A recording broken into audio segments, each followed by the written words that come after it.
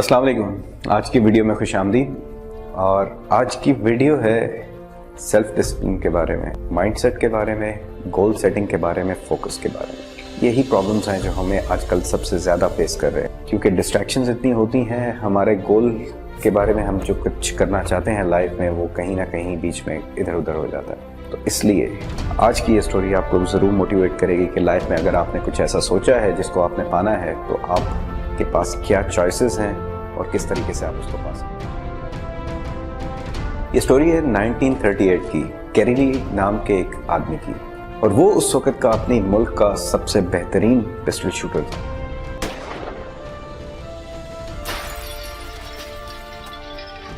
अपने वक्त की तमाम नेशनल चैंपियनशिप्स जितनी भी हुई थी उस वक्त, उनको सबको वो जीत चुका था। और 1940s में ओलंपिक गेम्स हो रही थी, जिसके अंदर शार्प शूटिंग की एक कैटेगरी थी, और तमाम लोगों को ये कंफर्म था कि इस कैटेगरी में कैरली ही एक गोल्ड मेडल लेके आएगा।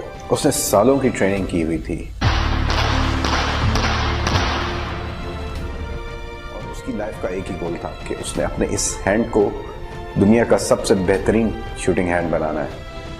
और जितने भी लोकल इवेंट्स थे उसमें उसने अपने आप को कामयाब करने के बाद अपने आप को मनवा लिया। उसने मनवा लिया कि ये ही उसका हाथ दुनिया का बेहतरीन शूटिंग हैंड है।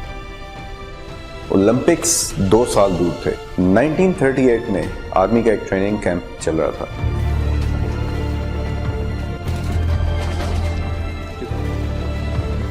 और उसी ट्रेनिंग के दौरान उसका एक एक्सीडेंट हुआ, और उस एक्सीडेंट में उस हाथ में, जिस हाथ से उसने गोल्ड मेडल जीतना था ओलंपिक में, उस हाथ में एक हैंड ग्रेनेड फट गया।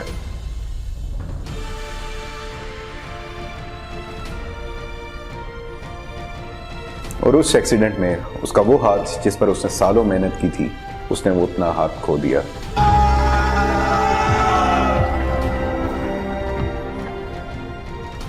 तमाम तर फोकस, तमाम तर गोल्स, तमाम तर ख्वाब जो उसने देखे थे, वो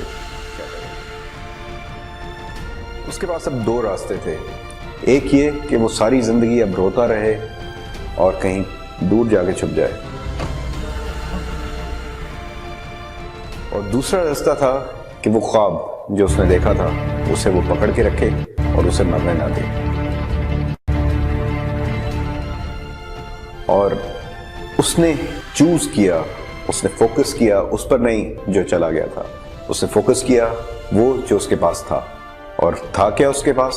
उसके पास था एक लेफ्ट हैंड, जिससे उसने कभी लिखना भी नहीं सीखा था। इस एक्सीडेंट के बाद हॉस्पिटल में 1 महीने तक उसका इलाज चलता रहा।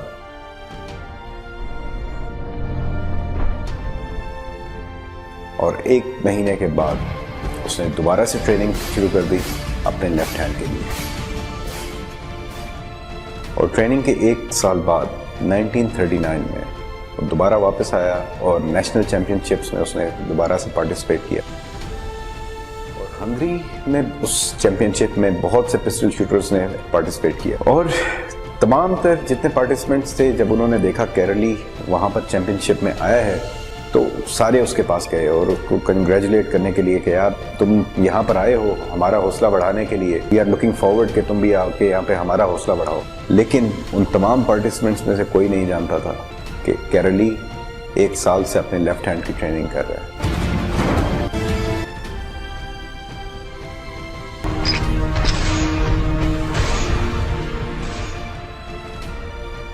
कैरली ने जवाब दिया, बहुत खुशी हुई मुझे भी तुम लोगों से मिलके, तुम लोगों को यहाँ पे देखे, लेकिन मैं यहाँ पे तुम लोगों को इनकरेज करने के लिए नहीं आया, मैं तुम लोगों से compete करने के लिए आया हूँ। और कंपटीशन स्टार्ट हुआ और तमाम तर जो शूटर्स थे वो अपने बेस्ट हैंड से compete कर रहे थे, जिस पर उन्होंने सालों से काम किया है। और कैरली अपने लेफ्ट हैंड से compete कर रहा था, जिस पर उसने 1 साल से मेहनत की है। और एट द एंड इस कंपटीशन का रिजल्ट क्या हुआ? जीता कौन? कैरली।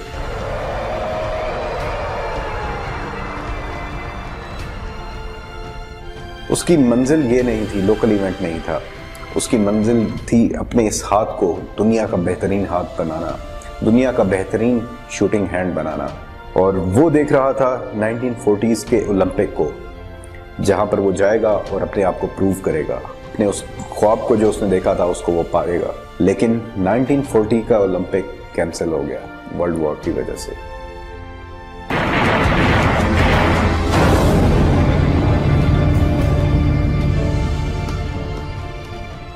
उसने अपना सारा फोकस डाल दिया 1944 के ओलंपिक्स पे, लेकिन वो भी वर्ल्ड वॉर की वजह से कैंसिल हो गए।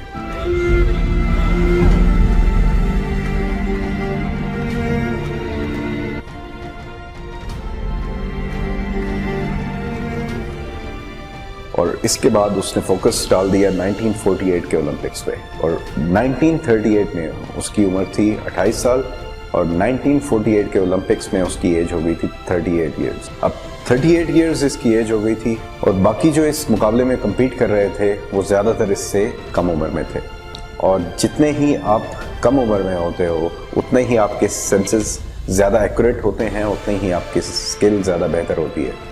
तो उन यंगस्टर से जीतना बहुत ही मुश्किल था, लेकिन मुश्किल नाम का तो वर्ड ही नहीं था कैरली की डिक्शनरी में। 1948 का ओलंपिक स्टार्ट हुआ और वहाँ पर दुनिया के बेस्ट शार्प शूटर्स आए हुए थे, जो कि अपने बेस्ट हैंड के साथ शूटिंग कर रहे थे, मुकाबले में हिस्सा ले रहे थे। और कैरली अपने उस हाथ से, जिस पर उसने कुछ साल पहले ही काम करना शुरू किया था, जो कि उसका स्ट्रॉन्ग हैंड नहीं था, ये उससे उस पर कम्पीट कर रहा था। और ओलंपिक के इस कंपटीशन का रिजल्ट क्या निकला, कौन जीता?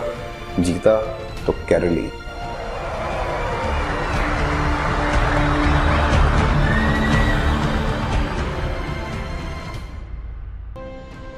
अब 1948 का ओलंपिक जीतने के बाद अगर वो चाहता तो रुक जाता, लेकिन वो रुका नहीं।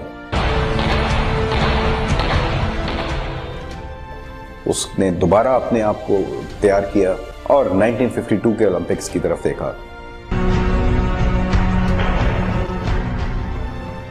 और 1952 के ओलंपिक्स में फिर दुनिया भर से शार्प शूटर्स आए, लेकिन उस ओलंपिक में भी कौन जीता? कैरली।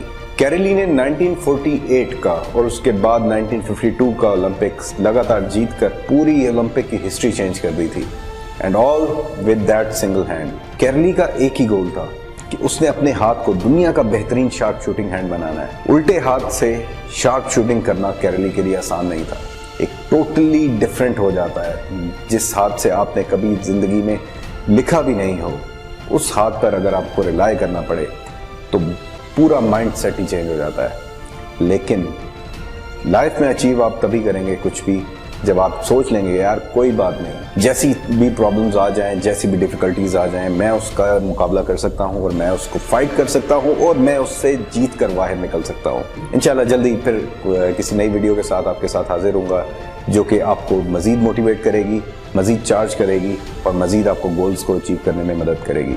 Thank you.